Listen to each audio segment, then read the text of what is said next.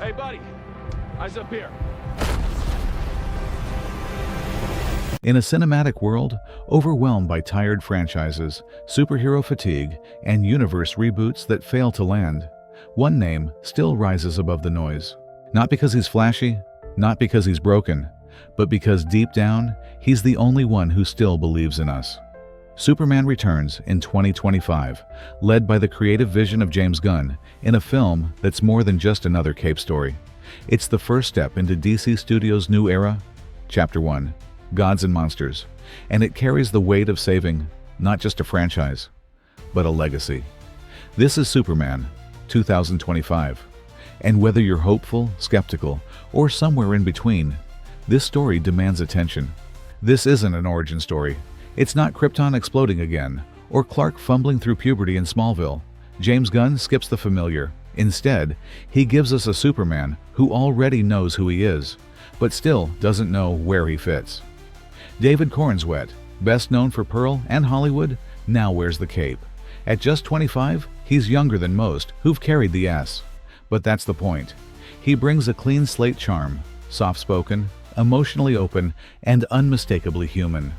This Clark Kent isn't just a god among men. He's a man among chaos. A reporter by day, a protector by choice, torn between the alien legacy of Krypton and the imperfect world of Earth. And this time, he's not alone. Rachel Brosnahan's Lois Lane stands beside him, not as a damsel, but a partner, smart, fearless, grounded. Their chemistry, even from early set footage and interviews, already feels electric, real. It's not forced romance. It's earned respect. And then there's the darkness. Lex Luthor, reimagined by Nicholas Hoult. Not the cackling madman from old cartoons, but a driven, calculating mind, obsessed with power, control, and proving the world doesn't need a Superman. This triangle, Clark, Lois, Lex, isn't just central to the story. It's the emotional core, love, power, morality, all fighting for the soul of a man in a cape. James Gunn has made it clear, this Superman isn't about brute strength or visual spectacle alone. It's about values, emotion, humanity. Drawing inspiration from comic arcs like All-Star Superman and Kingdom Come, the film explores Superman not as a savior, but as a symbol. A quiet force of hope in a world that often chooses fear. This Clark Kent isn't looking to dominate. He's trying to belong. He's trying to understand if a man with the power to destroy the world can still choose to protect it, even when that world doesn't love him back. And that's where the heart of the movie lies. Restraint. Because anyone can punch through walls. But only Superman holds back, because he cares. Gunn has called this story deeply personal. A tribute to immigrants, to the displaced, to those who wear masks just to survive. This isn't Superman the God. This is Superman the idea of decency, of second chances, of being better, not because you have to, but because you choose to. It's bold, it's risky, and it's a version of Superman we haven't truly seen in decades.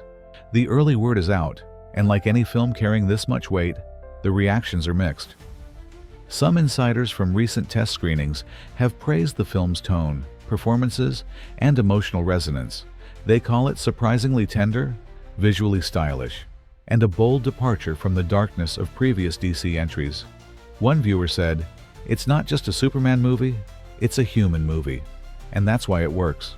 But then came the leak. The Daily Beast published a harsh early review, calling the film overstuffed, soulless, and a Saturday morning cartoon drenched in CGI. The site claims the emotional stakes are flattened by too many characters, too many ideas, and not enough heart. Variety and Cosmic Book News echoed the concern, noting that while the visuals are bright and fast-paced, the movie may fall victim to the very thing it hopes to avoid: superhero clutter. On the fan side, however, IMDb currently lists Superman among the top 10 most anticipated films of 2025, alongside giants like Deadpool and Wolverine, Jurassic World Rebirth, and Fantastic Four. Rotten Tomatoes has not posted an official score yet, but buzz suggests critics will likely be divided, especially on whether the film's lighter tone captures the soul of Superman, or loses the weight that once made him mythic. One thing's clear, people are watching this movie very closely, not just to judge it, but to judge the future of DC itself. Let's break it down. What's working in James Gunn's Superman, and what might be its kryptonite? First, the pros. Critics and insiders alike are praising David Corenswet's performance. He brings a believable warmth to Superman, humble, introspective, and emotionally layered. He's not a god above us. He's a man trying to be good in a world that often isn't. Rachel Brosnahan's Lois Lane has also earned early praise. A Lois with grit, charm, and sharp intelligence. The kind of journalist who doesn't just follow the story, she leads it. Director James Gunn brings his signature style, a mix of emotional vulnerability and well-timed humor. Think Guardians of the Galaxy, but more grounded. The score by John Murphy even weaves in the legendary John Williams Superman theme, sending chills down fans' spines. Visually, the film is a departure from Zack Snyder's moody tones. It's brighter, bolder, with practical effects and cinematic flair.